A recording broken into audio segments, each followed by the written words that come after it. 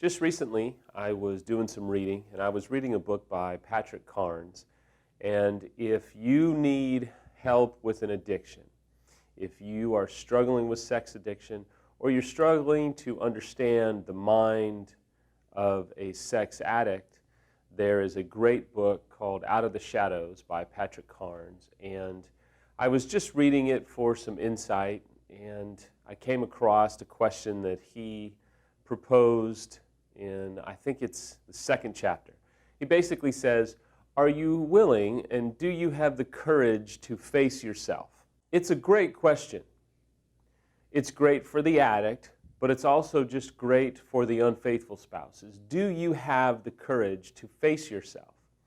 I wish someone would have asked me that early on, but I don't live in regret about that, because I was asked a couple of other questions that really was what I needed to hear. But I want to ask you, if you're an unfaithful spouse, do you have the courage to face yourself? Because it's a pivotal point. It is a turning point. It's a critical juncture for your recovery. Whether it was a seemingly smaller type of an affair, a one-time issue, or was it an ongoing several-year affair that's been incredibly tragic as well? I don't know, but you are going to have to face yourself if you're going to get healthy and if you're going to pursue recovery. So facing yourself is a critical component.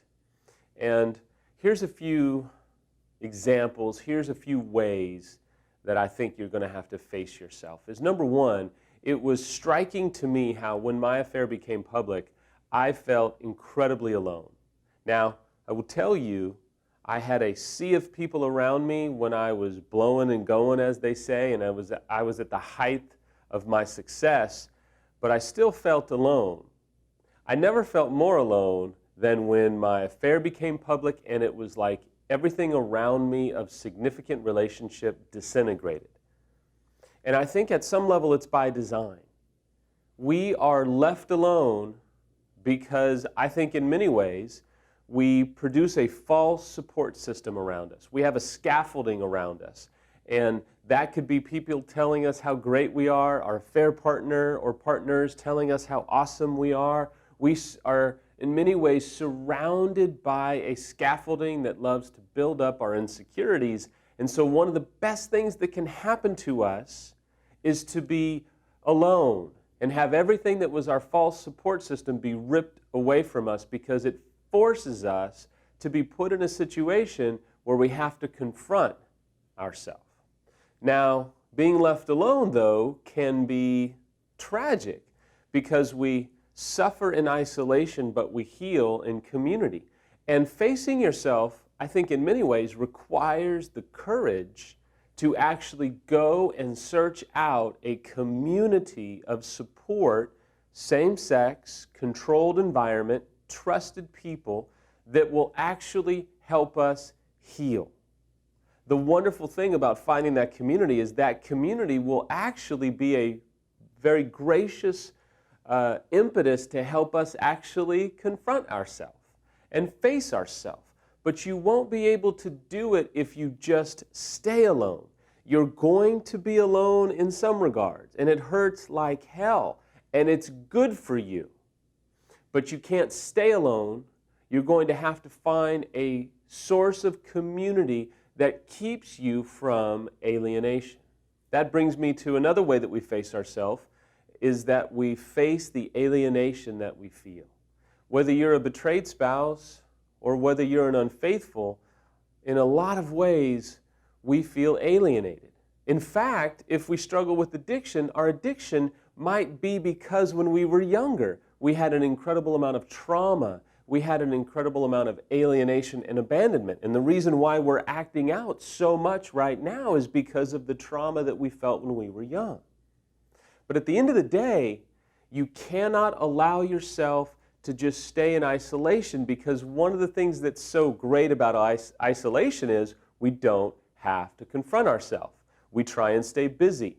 And so here's where it becomes very deceptive, right? We need to be alone to a certain extent, but we don't need to be isolated and alienated to where we just wallow in self-pity. And that brings me to the next way that we confront ourselves, is we decide, you know what?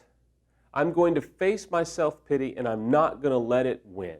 I'm not going to let myself just stay here and feel sorry for myself and just refuse to do anything to help myself. You see, one of the ways that we face ourselves is by realizing we are not strong enough to fix ourselves. If we could have fixed ourselves, we would have. We haven't been able to. And so one of the critical ways that you are going to face yourself courageously is by admitting the fact that you are powerless to fix yourself or save yourself. One of the ways that we also face ourselves is by admitting and embracing the fact that we are not healthy. And that was a big key for me, and that was troubling for me because I had bought into this theology, I had bought into this methodology that, you know what, you never show weakness, and I am strong and I am capable and there's nothing I can't do. And you know what, if it's up to be, it's up to me. And if it's going to happen, I'm going to do it, and I've got all the power that I need. So it was really life-changing for me to admit I'm not healthy, I can't fix myself, I've got to get healthy. And by facing yourself, you humble yourself, you admit that you don't have all the answers, and you're willing to find that community that's going to help you face yourself and help you begin the new chapter of being willing to go to the dark place that probably no one has ever gone to inside of you.